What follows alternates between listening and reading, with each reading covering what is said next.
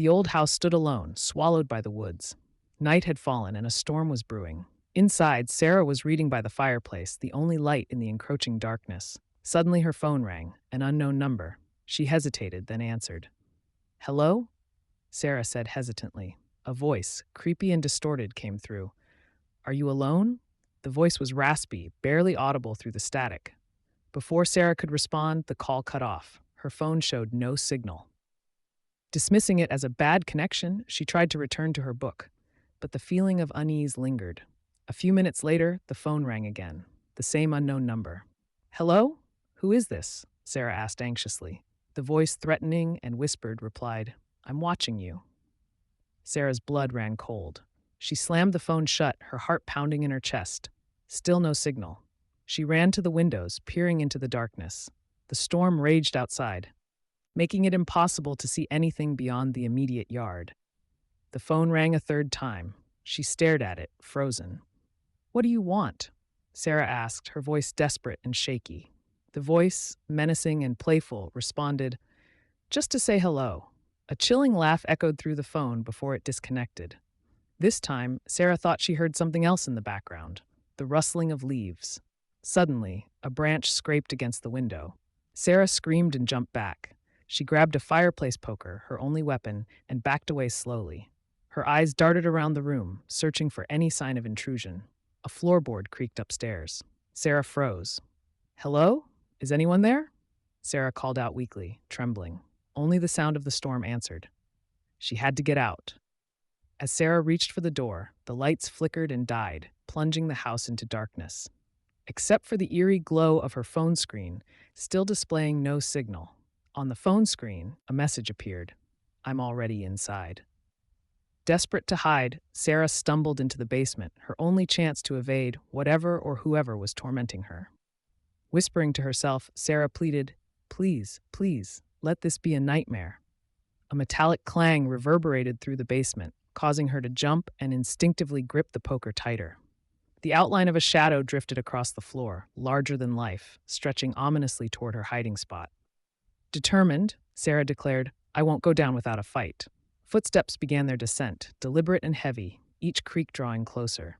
Anxiously whispering, Sarah said, "Just a little bit closer." The moment hung in anticipation, the shadow mere steps from her. It was now or never. "Get out!" Sarah screamed fiercely. Her strike met nothing but air as she jolted awake, back in the virtual reality room. The basement dissolved, leaving only a game over sign flashing brightly on the screen. "Just a game. Only a game," Sarah said, relieved. Reality swirled back in. Relief washed over her, mixed with leftover adrenaline and a shaky laugh. The technician, smiling, said lightly, "Looks like you had quite the experience, huh?" "That was intense. Felt so real," Sarah replied, still catching her breath. Reassuring, the technician said, "That's the idea. But remember, you're safe in reality. Every simulation has its end." A friend, curious, asked, "So tell me, was it worth it? The adrenaline high and all?" Jokingly, Sarah said, "Definitely an experience. Not sure I'd do it again, though. My heart can't take it." Laughing, the friend agreed, "Fair enough. Next time, let's pick something less terrifying."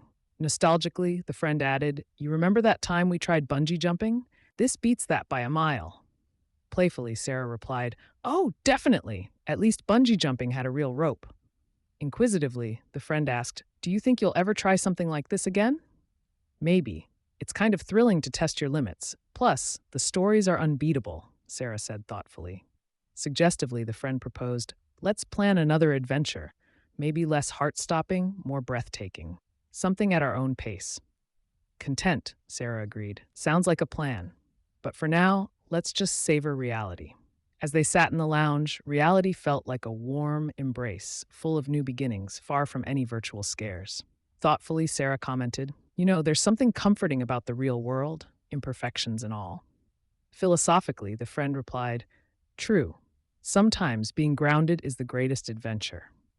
Stepping out onto the vibrant city streets, they felt the pulse of life all around them, a rhythm no simulation could replicate. Enthusiastically, the friend said, "This place makes the best lattes. A different kind of thrill." Cheerfully, Sarah replied, "I'm up for that adventure.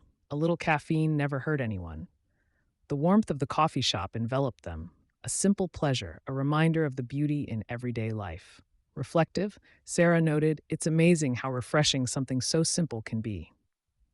Thoughtfully, the friend agreed. We often overlook the little joys when we're caught up in the rush. Content, Sarah said. I could get used to this. A world without virtual scares and timers. Philosophically, the friend replied, in moments like these, reality truly is unmatched. The setting sun cast a golden glow over everything, a perfect ending to a calm, uneventful day. Enthusiastically, the friend suggested, how about a night out? Something fun and spontaneous? Eagerly, Sarah agreed. That sounds perfect. A new kind of adventure awaits. The bar pulsed with energy, a stark contrast to the earlier simulated terror, its warmth inviting and exhilarating. Playfully, Sarah said, nothing beats a good dance to shake off the nerves. Determined, the friend declared, let's make memories to outlast any virtual thrill.